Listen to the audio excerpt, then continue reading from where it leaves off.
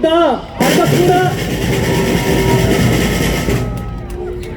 지금 이 순간에도 저와 같은 크리스천들은 우리를 죄에서 구원하신, 그리고 그를 믿는 자마다 멸망치 않고 영생을 얻게 하려 하심이라고 말씀하신 예수 그리스도의 능력을 의지하여 눈물로 기도하며 싸우고 있습니다. 또 우리와 같은 국민들은 언론의 편파적인 보도 속에 속지 않고 진실을 밝히기 위해 날마다 외치고 있습니다. 그리고 저와 같은 청년들 또한 곳곳에서 피 같은 시간을 헌신하며 우리 대한민국을 위해 날마다 힘써 함께 싸우고 있습니다.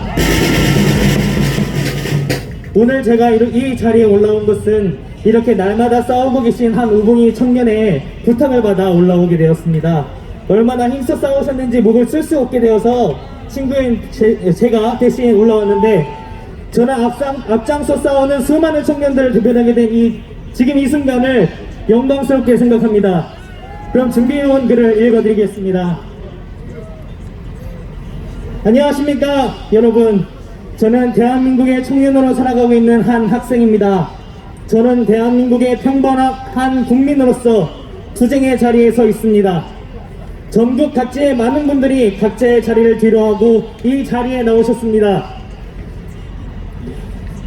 이곳에 오신 귀한 한 분 한 분께 저의 작지만 진심을 담은 응원의 마음과 힘을 드리고자 이 글을 쓰게 되었습니다. 저는 이번 2020년 4월 15일 제21대 국회의원 선거에서 대한민국의 한 국민으로서 제 마음을 담은 한 표를 던졌고 대표 방송 역시 끝까지 두근거리는 마음으로 지켜보았습니다. 저는 이 자유민주주의 대한민국에서 저의 자유로운 마음이 담긴 한 표를 행사하는 것이 행복했습니다.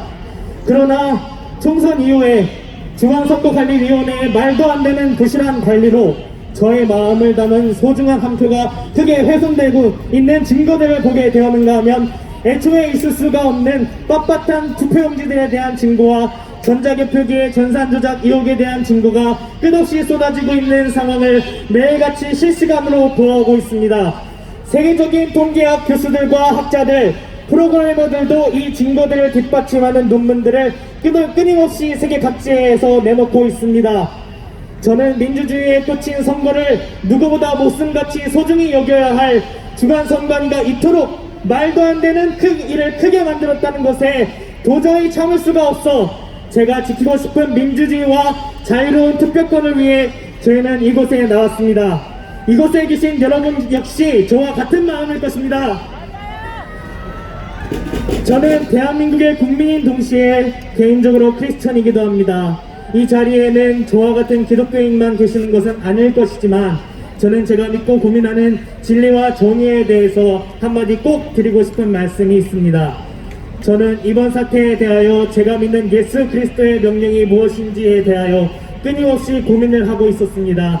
사랑하는 대한민국의 정체성, 민주주의에 꽂힌 선거마저 훼손당하는 이 나라를 보신다면 예수님께서는 탄식하시면서 국민들을 향해 이렇게 선포하실 것만 같습니다.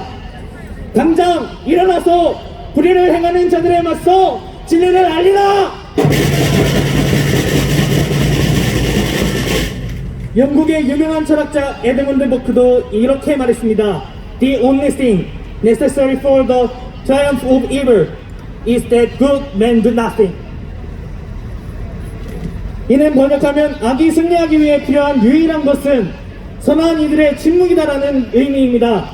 아직까지 부정선거 이슈에 대해 모르고 계신 분들이 너무 많습니다.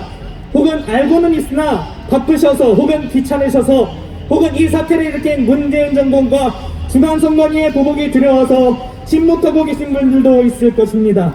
저는 이곳에 나온 분들께 응원의 메시지를 전하는 동시에 아직 이곳에 나오지 못한 분들께는 진심을 담아 간곡히 호소드리고 싶습니다. 이 사건은 대한민국 역사상 유례없는 사상 초유의 대규모 부정선거이자 조작선거입니다. 수많은 영상을 통해서, 시간이 지날수록 계속 쏟아지고 있는 사진들을 통해서 여러분은 직접 보시지 않으셨습니까?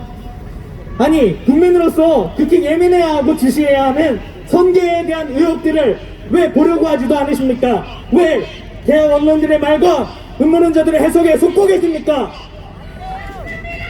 투표한 도장 흔적이 그대로 남아있으나 대량 훼손되고 파괴된 투표용지들, 정당한 투표용지라면 물리적으로 존재 불가능한 서로 붙어있는 투표용지들, 그리고 그것을 태연히 떼어가며 개수하고 있는 개표 사무원들, 가로 10cm 내외의 우편 봉투에 들어가야 할 50cm 이상 길이의 비례 사전 투표용지가 접히지도 않은 채 대량으로 발견되는 기적, 시간적으로 불가능한 투표를 해내버린 부천 신진동 사전투표소의 조회 18,210명 사태, 30분이 걸리는 거리를 1분 만에 주파해 사전투표용지 배달을 완료한 수원우체국, 미래통합당의 표가 더불어민주당 표로 가게 하는 수많은 개표 부르기, 개표 사무원으로는 중국인 대포병 등등등, 투표용 바꿔치기와 전산 조작이 아니라면 도저히 있을 수 없는 일이 우리 눈앞에 수없이 벌어졌고, 우리는 불과 몇 년 만에 그런 일이 벌어지고 있는 시대에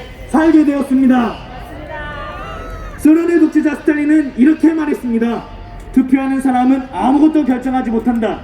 대표하는 사람이 모든 것을 결정한다. 여러분, 애초에 이번 선거에는 국민의 주권과 국가의 주권이 없었습니다.